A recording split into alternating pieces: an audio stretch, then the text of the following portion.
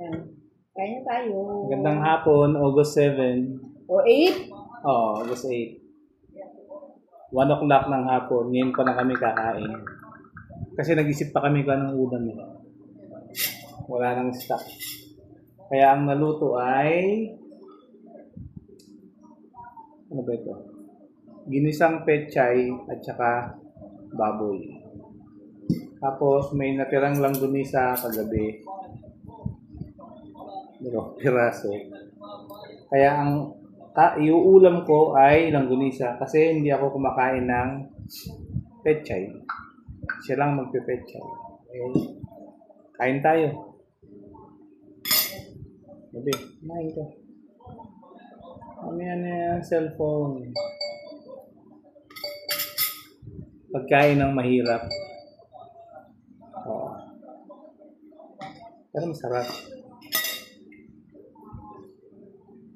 May konting kanin dahil diet. Teka, hindi nyo nakikita eh. Ayun. Ayan. Yan. Okay. Kain na tayo.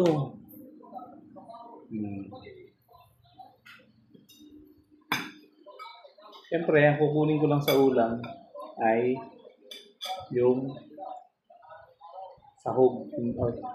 Mamang gulay. Ayoko kasi ng pechay eh. Kukunin ko lang ay baboy. Kain na tayo.